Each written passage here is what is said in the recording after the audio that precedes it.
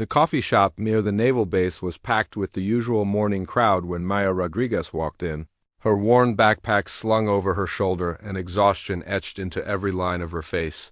She had been traveling for 36 hours straight, taking buses from the West Coast because flying still triggered the panic attacks.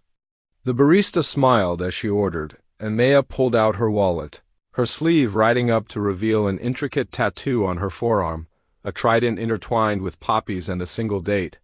3 men in Navy uniforms sat at a nearby table, their voices carrying across the room. One of them, a young petty officer with a spotless uniform and an arrogant smirk, noticed her tattoo as she waited for her order. He elbowed his companion and laughed loud enough for everyone to hear. "Look at that," he said, his voice dripping with mockery.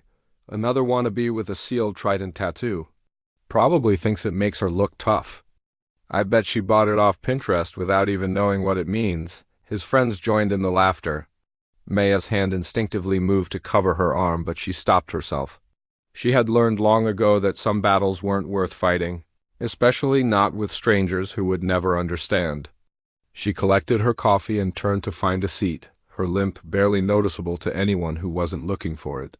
"Hey, I'm talking to you," the petty officer called out, emboldened by his audience. "That's stolen valor, you know. People like you disgrace everyone who actually earned the right to wear that symbol. You should be ashamed." An older woman at another table shook her head disapprovingly at Maya.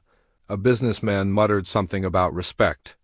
Maya felt the familiar weight settling on her chest, the same suffocating feeling she had carried for 3 years.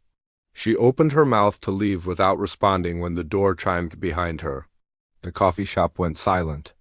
A man had entered, his presence commanding immediate attention despite his casual civilian clothes. He was in his 50s, with silver-touched hair and the bearing of someone accustomed to authority. But it was his eyes that struck Maya, eyes that had seen the same things hers had, eyes that carried the same shadows. Commander James Hawthorne, retired SEAL Team Commander and current liaison for Naval Special Warfare, stopped mid-step when he saw Maya. For a moment, time seemed to suspend. Then, slowly and deliberately, he came to attention and rendered a crisp salute, his hand held steady at his brow, his face grave with respect. "Chief Petty Officer Rodriguez," he said, his voice carrying through the stunned silence. "It's an honor to see you again, ma'am." Maya's hand trembled as she returned the salute, years of training overriding the emotion threatening to overwhelm her. The petty officer and his friends had frozen, their faces cycling through confusion, disbelief, and dawning horror. Commander Hawthorne turned to face them, his expression hardening. "That woman you just insulted spent 8 years as a Navy SEAL, one of the first women to complete BUDS and serve in Naval Special Warfare. The trident on her arm she earned through blood, sweat, and more pain than you can imagine. The poppies represent Operation Crimson Dawn, where she pulled 3 wounded teammates through enemy fire for 6 hours while taking shrapnel to her leg and back. The date is the day she lost her swim buddy, Petty Officer Marcus Chun. While shielding him from an explosion that should have killed them both, the young petty officer had gone pale, his arrogance crumbling.